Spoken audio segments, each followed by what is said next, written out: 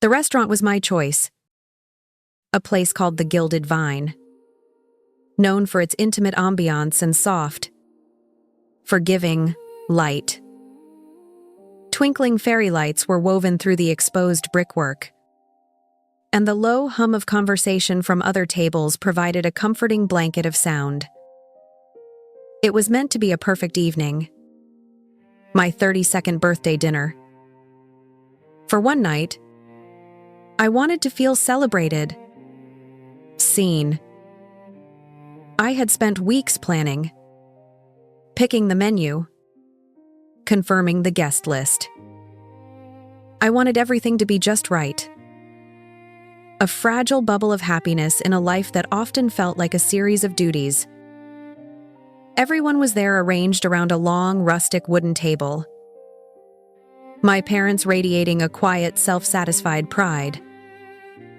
My sister Sophie practically shimmering with an energy that was both captivating and I now knew predatory. And my husband David seated beside me, his hand resting on my thigh under the table. A year ago, that touch would have sent a warm current of comfort through me.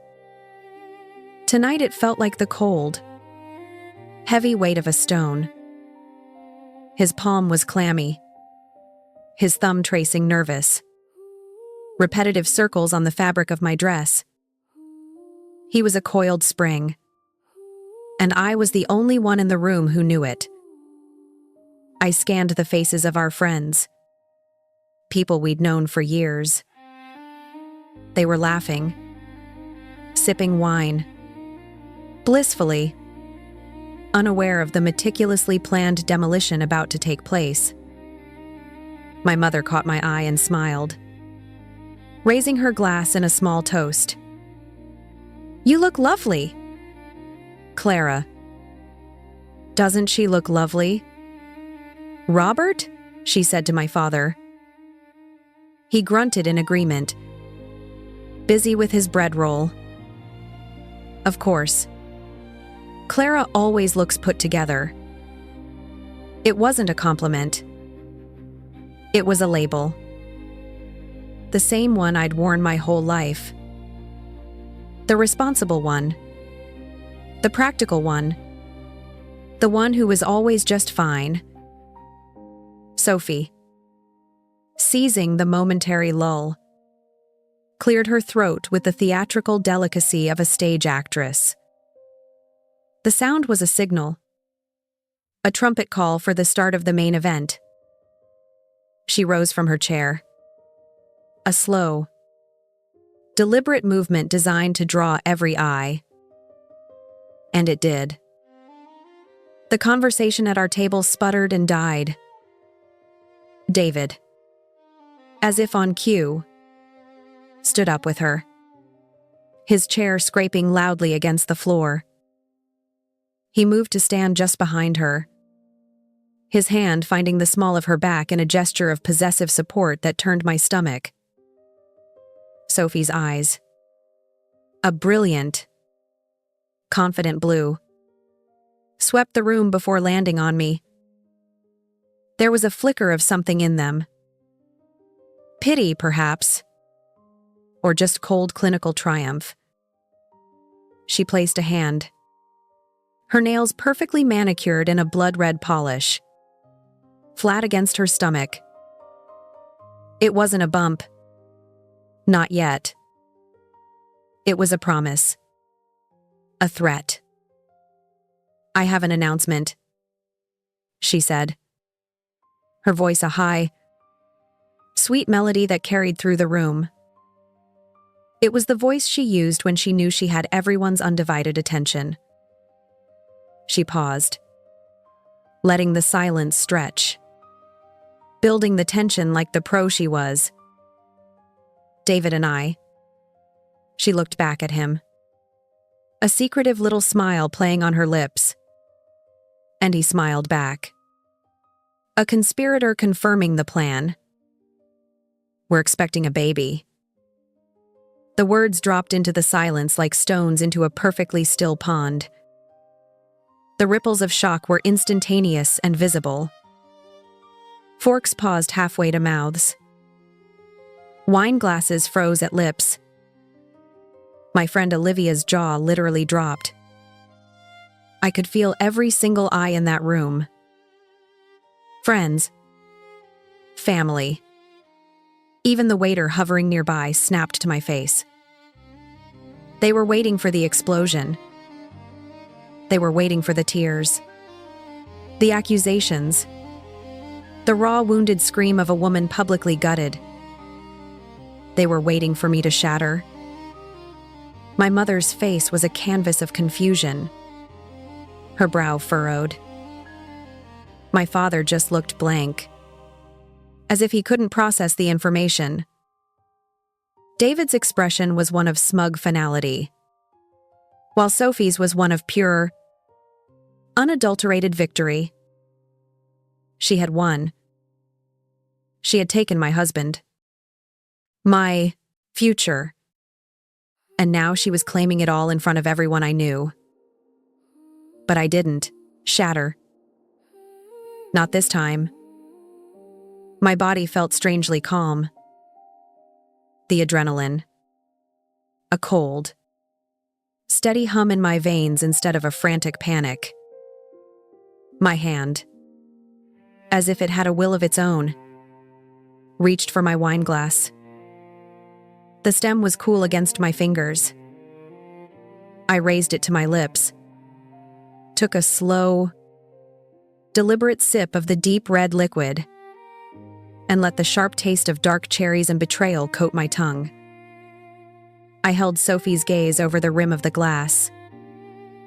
Then I lowered it, placed it gently back on the table without a sound, and I smiled.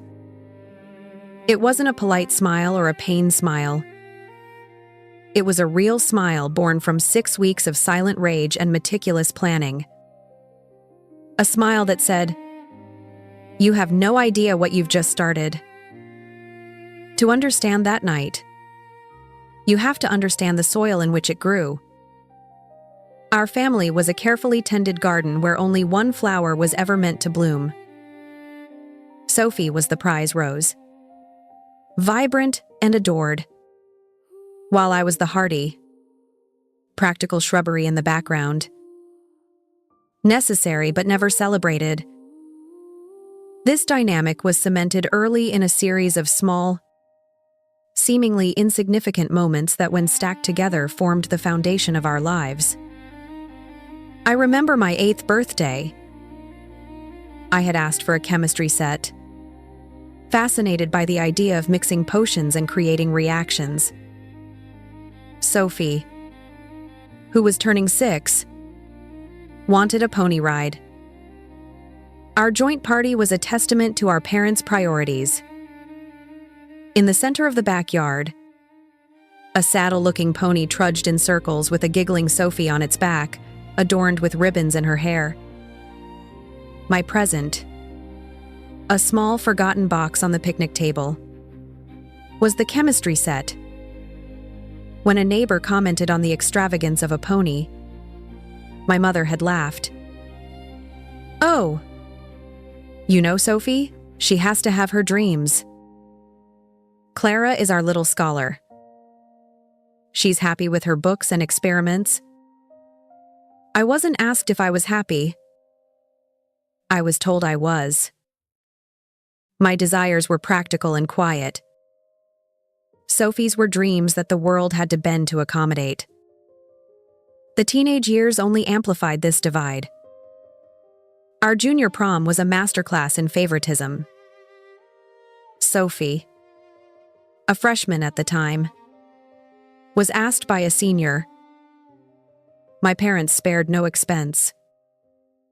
A custom-made dress in shimmering gold, professional hair and makeup, and a share in a limousine with her friends. She was a princess, and the entire household revolved around her preparations for weeks. I was a junior going with a sweet, nerdy boy from my physics class. When I asked about a dress budget, my father patted my shoulder. "You're resourceful, Clara." You'll find something nice. Besides, you've got that part-time job at the library, right? It's good to learn the value of $1. I spent weeks of my meager earnings on a simple navy blue dress from a department store. I did my own hair. My date picked me up in his dad's minivan. As I was leaving, my mother, fussing over Sophie's corsage, glanced at me and said, "Oh, you look very sensible, dear. Have fun." Sensible, resourceful, capable. These weren't compliments. They were dismissals. They were the words used to justify their neglect. The chasm widened when we went to college. My acceptance into a prestigious university on a partial scholarship was met with a nod of approval. Of course. Clara, you always were the smart one. Just make sure you keep your grades up for that scholarship. My parents covered the bare minimum of my tuition, and the rest was up to me. I juggled a full course load with 2 jobs, living on instant noodles and cheap coffee. I recall one desperate phone call home asking for a little help to buy a ridiculously expensive biology textbook. My dad's voice was strained. "Money is tight. Honey, can't you use the library copy? You need to learn to budget." The next day, I overheard my mother on the phone with Sophie, excitedly discussing a shopping trip to buy a whole new bedding set and designer decorations for her dorm room at the state college she'd barely gotten into. The phrase, "different kids, different needs," became their mantra.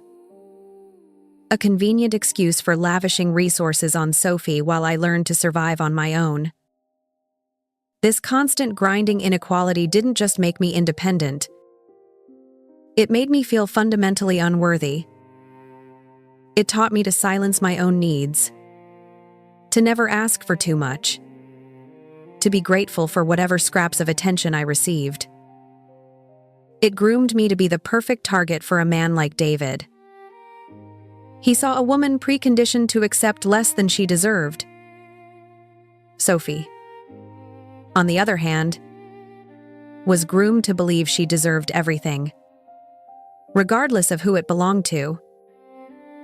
Our family wasn't just a home. It was a training ground for the betrayal that was to come. They handed my sister the sense of entitlement and my husband the opportunity, all while teaching me to smile and say, "Thank you for the privilege of being ignored." The night I found the email, the house was quiet. David was supposedly working late, a common occurrence I'd never had reason to question before. My parents had stopped by for a quick visit, and Sophie had, of course, tagged along, complaining about some minor drama with a friend. She had sprawled on our sofa, casually scrolling through her iPad before leaving it on the kitchen counter when they all departed. It was a habit of hers, leaving a trail of her belongings in her wake, secure in the knowledge that someone, usually me, would clean up after her. I was tidying up the kitchen, the familiar routine, a comfort after the forced pleasantries of my family's visit. I picked up the iPad, intending to slip it into her designer handbag she'd also left behind. As my fingers brushed the screen, it lit up, displaying a single unread email notification. The sender was David. The subject line was just 2 words: our plan. My heart didn't just lurch. It seized. A painful, violent contraction in my chest. Our plan.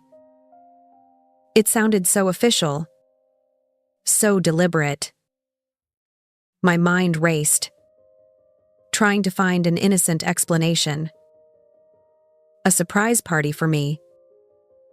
A gift they were planning together.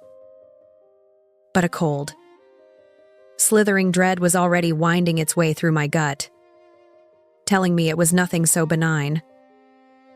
My hands trembled as I unlocked the device. Sophie's password was predictably her own birthday.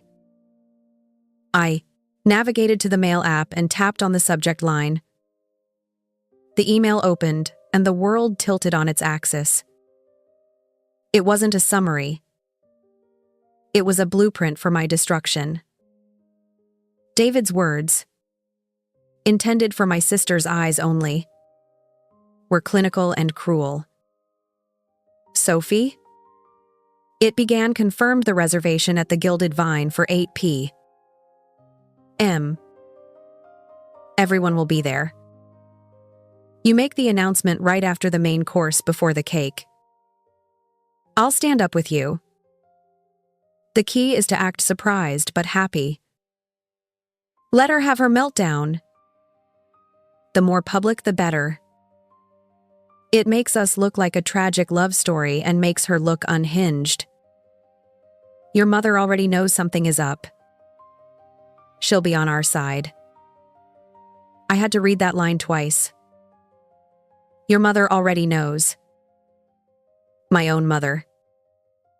The betrayal was deeper, wider than I could have imagined. I scrolled down, my breath catching in my throat. Once it's done, I'll handle the rest. I've already moved the important funds. We'll give it a week. Let the dust settle. And then I'll officially move out. She'll be so broken. She won't even think to fight me on the settlement. We'll be free. Just like we talked about. This is it. Our real life is about to start. A wave of nausea so profound I had to grip the counter to stay upright washed over me. The cold granite bit into my palms. The only solid thing in a world that had just dissolved into smoke. They hadn't just betrayed me. They had plotted against me, strategized my emotional ruin, and discussed the division of my life's assets as if I were already a ghost. They had a script, and I was the tragic, unknowing lead. My first instinct was to throw the iPad against the wall, to hear it shatter into 1,000 pieces like my heart just had. But I didn't. Some deeper, colder instinct took over. I carefully closed the email, locked the screen, and placed the device back on the counter exactly where I had found it. I moved on autopilot, wiping down the counters, rinsing the coffee cups, my movement steady and robotic. My face was a blank mask.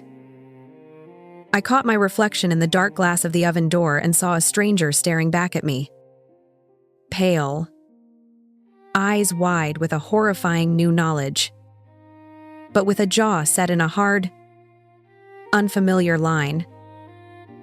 The shock was a physical blow, but underneath it, the first embers of a silent volcanic rage began to glow. They had written me a part in their play, but I would not be performing it. I would be rewriting the entire script. That first night was the longest of my life. I lay in our bed, the space between David and me, a yawning, icy canyon. He came home late, smelling faintly of a perfume that wasn't mine, and slipped under the covers, mumbling something about a brutal day at the office. He fell asleep almost instantly, his breathing deep and even, the breathing of a man with a clear conscience, or perhaps no conscience at all. I lay there, rigid, staring into the darkness, My mind a maelstrom. Every fiber of my being screamed at me to shake him awake, to scream the words from his own email back in his face, to demand an explanation for this monstrous betrayal. But what would that accomplish? He would lie. Sophie would lie. My mother would gaslight me, tell me I was overreacting, misunderstanding. They would close ranks, paint me as the crazy, paranoid wife. Their plan hinged on me having an emotional, irrational outburst. And so in the suffocating darkness of that bedroom, I made my first strategic decision. I would give them nothing. I would become a black hole of emotion, showing them only what I wanted them to see. The calm, predictable, responsible Clara they had always known. The grief was a physical entity, a lean weight in my chest. But as the hours ticked by, that grief began to burn, transforming into a cold, diamond-hard fury. This wasn't just about survival anymore. This was about justice. They had underestimated me my entire life. They saw me as a doormat, a quiet fixture in the background of their own dazzling lives. They were about to learn that the quietest people have the loudest minds. The next morning, I called in sick to work and drove to Megan's apartment. I walked in, sat down at her kitchen table, and pushed my phone across to her. The screenshots of the email already pulled up. She read them in silence, her expression hardening from concern to disbelief to pure, unadulterated rage on my behalf. She didn't offer platitudes or hugs. She got up, made 2 cups of strong black coffee, and sat back down. "Okay," she said, her voice firm. "So, he's a snake. She's a parasite.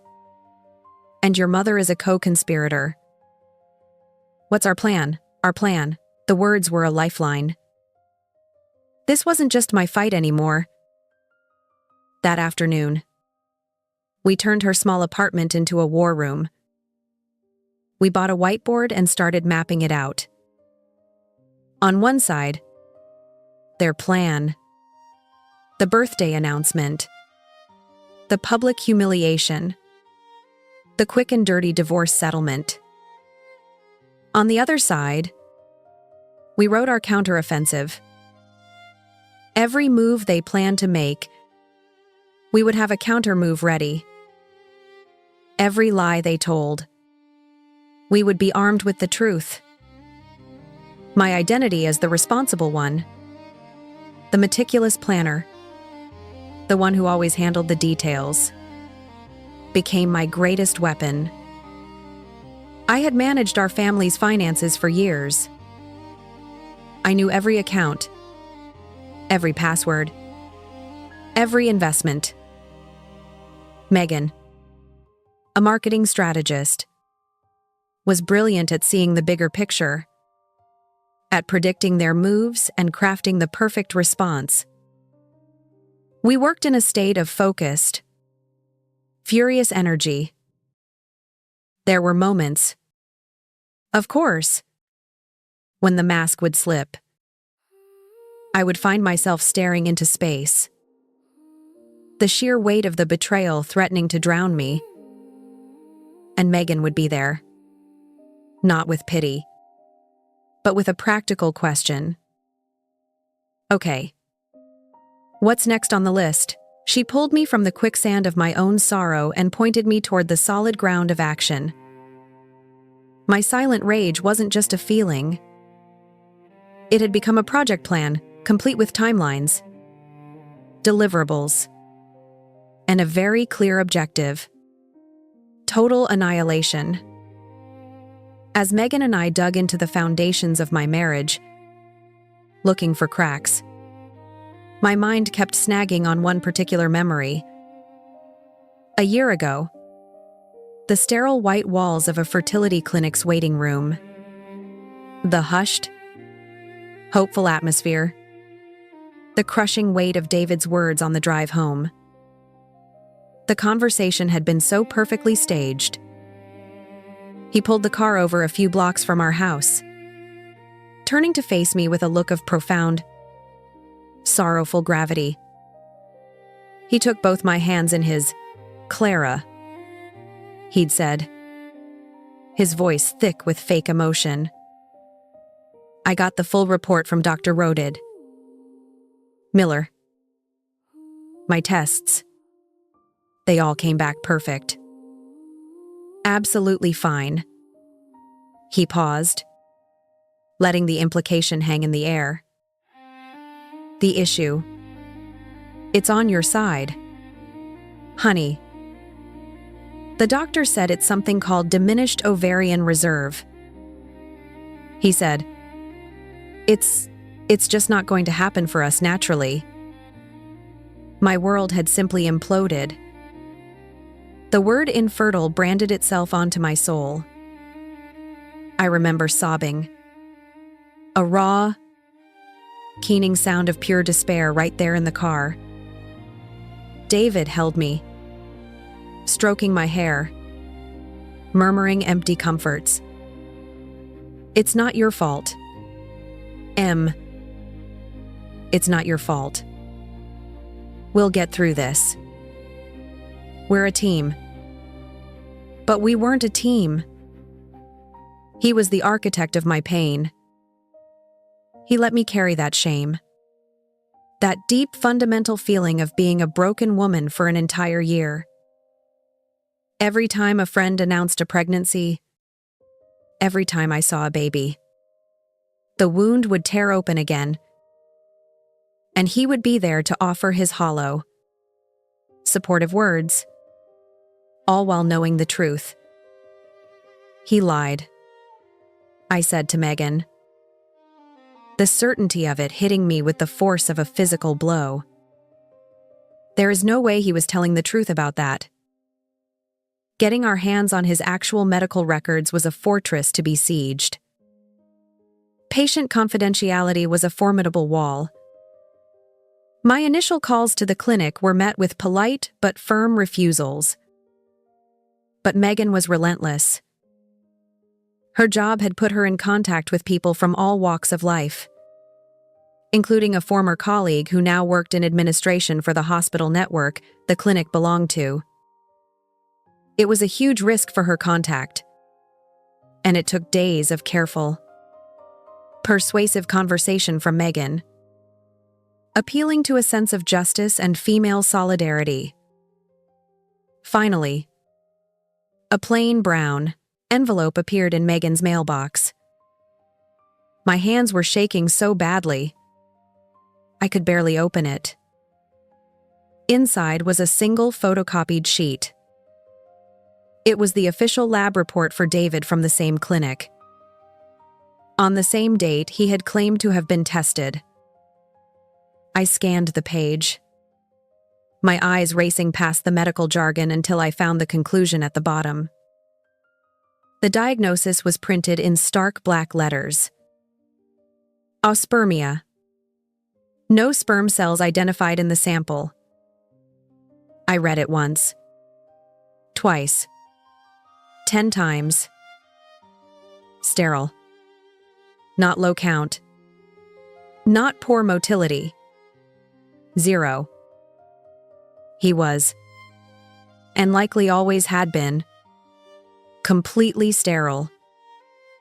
The air left my lungs in a rush. This was a new dimension of cruelty. The affair with my sister was a betrayal of our vows. The financial deception was a betrayal of our partnership. But this was a calculated act of psychological torture. He had weaponized my deepest desire to be a mother against me, crafting a lie that would systematically dismantle my self-worth. He watched me grieve for a future he knew was impossible. Not because of me, but because of him. He let me believe I was the broken one. The rage I felt was no longer hot. It was glacial. It was the kind of cold, clear fury that precedes an avalanche. This document wasn't just evidence. It was the centerpiece of my entire strategy. It was the one truth that would utterly invalidate his entire existence as a man, a husband, and a future father. The medical lie was the heart of his cruelty. But I knew the body of his betrayal was financial. David always handled his business finances. But our personal accounts, those were my domain. I was the responsible one after all. He thought my meticulous record-keeping was a quaint, slightly boring hobby. He never imagined I would turn that same forensic attention on to him. Late at night, with the house dark and silent, I would sit at my laptop, the glow of the screen illuminating my face. I compiled years of bank statements, credit card bills, and investment reports into a massive spreadsheet. It was a painstaking process. But as I categorized every withdrawal, every transfer, every purchase, a dark and disturbing picture began to emerge. My first major discovery was the $20,000 withdrawal from our joint savings account, made the week after our visit to the fertility clinic. David had told me it was a prepayment for a series of advanced fertility tests for me. Tests he claimed were our last hope. I had been too distraught to question it. Now, seeing it on the statement, it was a glaring red flag. There were no corresponding payments to any medical facility. The money had simply vanished. This was beyond my expertise. It was time to bring in a professional. Megan's recommendation. Ben, the private investigator, had an office that was as no-nonsense as he was. It was a small, sparse room with a metal desk and filing cabinets overflowing with other people's secrets. He listened to my story without a flicker of expression, his sharp eyes missing nothing. I handed him my spreadsheet, the medical report, and the screenshots of the email. He looked it all over, nodding slowly. The money trail never lies. He grunted. Give me 2 weeks. He delivered his first report in one. It was a detailed breakdown of David's secret spending. Ben had traced the $20,000. It hadn't vanished. It had been transferred in a series of smaller payments to my sister Sophie. The report was sickeningly detailed, cross-referencing the payments with Sophie's social media posts. A $5,000 transfer corresponded with the week she posted a photo of herself with a new designer handbag. A $2,000 payment matched the down payment on her new luxury car. He wasn't just funding her life.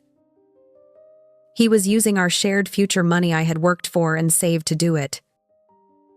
The second report, a week later, was the one that truly took my breath away. Ben had uncovered a series of wire transfers from David's company accounts to a shell corporation he had set up. From there, the money had been moved again. A total of $200,000. It had been used as the down payment on a house. A charming renovated bungalow in a desirable neighborhood. The deed, Ben discovered, was not in David's name, nor Sophie's. It was in the name of our mother, Helen. I stared at the copy of the deed. My mother's familiar signature scrolled at the bottom. The conspiracy was complete. This wasn't a simple affair that had gotten out of hand. This was a long-term, premeditated plot to defraud his own company, steal my assets, and set up a new life with my sister, with my mother as a willing and rewarded accomplice. They had built a new foundation for their future on a bedrock of crime and deceit. The betrayal wasn't just a knife in the back. It was the systematic dynamiting of every pillar of my life, orchestrated by the three people who were supposed to love me most. Ben's final report gave me everything I needed. I now had the medical proof, the financial proof, and the proof of conspiracy. The stage was set. All I had to do was wait for my birthday. The air in the private dining room of the Gilded Vine crackled with tension after Sophie's announcement. The silence was so complete. I could hear the faint fizzing of champagne bubbles in my glass. My friend Olivia was staring at me, her eyes wide with a mixture of horror and pity. My father was looking at David, a deep, confused frown on his face, as if trying to solve a complex puzzle that made no sense. David stood there, a smug, self-satisfied look on his face, while Sophie pined, soaking in the drama she had so carefully orchestrated. This was their moment of triumph. I let the silence hang for a few more seconds, allowing their victory to feel complete before I shattered it. I raised my glass. To family, I said, my voice cutting through the stillness, clear and unwavering. And to the truth. The toast was a declaration of war. David's smile faltered, and Sophie's eyes narrowed. They sensed the shift in the script, the unexpected deviation from their plan. I reached into my purse and pulled out the folded document. The paper felt cool and heavy in my hand, a solid piece of reality in a sea of lies. I unfolded it with a deliberate slowness and slid it across the polished surface of the table. It came to a stop right next to David's half-eaten plate of sea bass. He glanced down at it, then back at me, a flicker of genuine confusion in his eyes. My father leaned over to see what it was. "What is that, Clara?" he asked, his voice rough. "That," I said. My gaze locked on David. "Is my husband's fertility report. The real one." David's face went white. Not pale, but a stark, bloodless white. He knew instantly. He snatched the paper, his eyes scanning the damning diagnosis. The room held its breath. "The biggest lie," I stated, my voice resonating with cold, hard clarity. "Wasn't you sleeping with my sister, David, or even your pathetic attempt to humiliate me tonight? The biggest lie was you ever pretending you could be a father?" A collective, audible gasp swept through the room. Sophie's triumphant expression dissolved into a mask of horrified disbelief. She looked from my face to the paper in David's hand, then to her own stomach as if questioning the very foundation of her announcement. But I wasn't finished. My gaze shifted, landing squarely on my mother. She was clutching my father's arm, her face a picture of wounded innocence. It was a look I knew well, the one she used right before she cast herself as the victim. "That house you just moved into." "Mom," I said, my tone conversational, almost pleasant. "The one David helped you buy. It's lovely. Truly." I paused, letting my words hang in the air, watching her expression morph from confusion to a dawning, sickening apprehension. But when David's company investigates where that $200,000 of their embezzled money went, they'll want it back. And they'll want to know why it's in your name. Chaos. Absolute pandemonium erupted. It was as if I had lit a fuse. David, snapping out of his frozen shock, let out a guttural roar of pure rage. "You lying?" he screamed, lunging across the table, his hands outstretched as if to throttle me. Plates and glasses crashed to the floor. Megan was on her feet in an instant, a solid presence between us, while my father, to his credit, grabbed David's arm, trying to hold him back. My mother let out a theatrical sob, burying her face in her hands. "How could you say such things? Clara, how could you be so cruel?" she wailed. Ever the performer. Sophie stumbled backward, her face ashen, hyperventilating.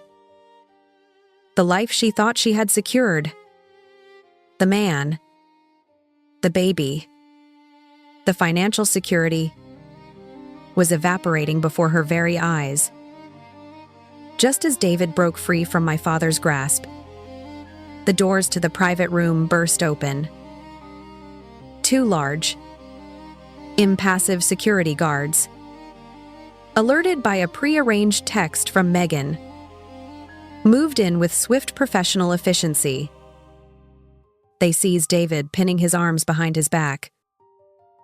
He thrashed and cursed, his face purple with rage. But it was useless. They dragged him, still screaming threats and obscenities at me, out of the room. The scene he left behind was one of utter devastation. My mother was weeping hysterically. My father stood shell-shocked. Sophie, tears streaming down her pale face, scrambled towards me, her hand reaching out. A desperate, clawing gesture. "Clara, please," she choked out. "Don't do this. Please." I looked down at her, at the sister who had been the sun in my family's solar system while I was a distant, forgotten planet. I felt nothing. No pity. No anger. Just a vast, cold emptiness. I gently but firmly pried her fingers off my arm. I leaned in close, my voice a whisper for her ears only. "Call Leo," I said. "He deserves to know he's the father." The last vestige of color drained from her face. Her eyes went wide with a fresh, deeper terror. I had known about Leo. To her on again, off again affair for months. It was a loose end she never thought I'd find. I had just handed her a grenade and pulled the pin. I turned my back on her on all of them. Megan put a steadying arm around my shoulders, and together we walked out of the room, leaving the wreckage of my former life behind. The immediate aftermath was a blur of police statements, frantic voicemails from my father, and long, quiet nights in Megan's spare bedroom. But the initial chaos soon gave way to the slow, grinding machinery of the legal system. The divorce was brutal. David, guided by a pit bull of a lawyer, tried every tactic imaginable. He accused me of being vindictive, of fabricating evidence, of trying to ruin him out of jealousy. But Ben's evidence was ironclad. Every lie he told in his deposition was dismantled by a bank statement, a wire transfer confirmation, a signed deed. In the end, stripped of his credibility, he was left with nothing. The settlement was overwhelmingly in my favor. I got the house, the savings, everything he hadn't already stolen. The criminal investigation into the embezzlement was a separate, more serious matter. The board of directors at his company, once they saw the evidence of fraud, pursued the case with a vengeance. David was arrested. I saw a photo of him online, a mugshot, his face pale and swollen, the smug confidence completely gone. He was eventually sentenced to several years in prison. A fitting end for a man who had built his life on a scaffolding of lies. My family's fallout was quieter, but just as devastating. My mother, forced to sell the house to repay the stolen funds, was left humiliated and financially ruined. She and my father moved into a small rented apartment. The few times my father called, it was never to apologize for his years of blindness, but to plead with me to forgive and forget, to not be so hard on my mother. I told him calmly and coldly that forgiveness was a gift, and it was one they hadn't earned. I stopped taking his calls. Sophie disappeared. I heard through the grapevine that she had the baby, a little boy. Leo had stepped up, but their relationship was fraught and toxic, built on a foundation of deceit. She had lost her benefactor in David, her enablers in our parents, and any shred of dignity she might have had. She tried to contact me once, a long, rambling email full of self-pity and blame, but no apology. I deleted it without replying. The most difficult part was packing up the house I had shared with David. Every object held a memory, now tainted. The wedding photos on the mantelpiece felt like a cruel joke. The furniture we had picked out together seemed to mock me. It was an archaeological dig through the ruins of a life I thought was real. With Megan's help, I sorted, packed, and donated almost everything. I sold the house, severing the last physical tie to that life. I found a small, sun-filled apartment across town in a neighborhood where I knew no one. The first night I spent there, sleeping on an air mattress on the floor, surrounded by boxes, I didn't feel lonely. I felt a profound, exhilarating sense of peace. The silence wasn't empty. It was clean. It was the sound of a new beginning. A life that would be entirely my own. Built not on lies or expectations, but on my own strength. The following 6 months were a quiet revolution. My new apartment slowly transformed from a set of empty rooms into a home, a true reflection of me. I painted the walls a soft, calming, sage green. I filled the space not with expensive furniture, but with secondhand treasures and art made by local artists. The corner of my living room became a dedicated pottery studio, a messy, wonderful space where I spent hours at the wheel. The clay was a revelation. It was yielding, but had its own will. It required patience, focus, and a gentle but firm hand. With every pot I centered, every bowl I shaped, I felt like I was reshaping myself. I was taking the raw, messy material of my grief and trauma and creating something solid, beautiful, and useful. Megan, my steadfast anchor, would often join me. We'd spend weekends covered in clay, listening to music, talking about everything and nothing. Her presence was a quiet, constant reminder that I was not alone. That true family isn't always the one you're born into. On my windowsill, I kept an orchid that Megan had given me.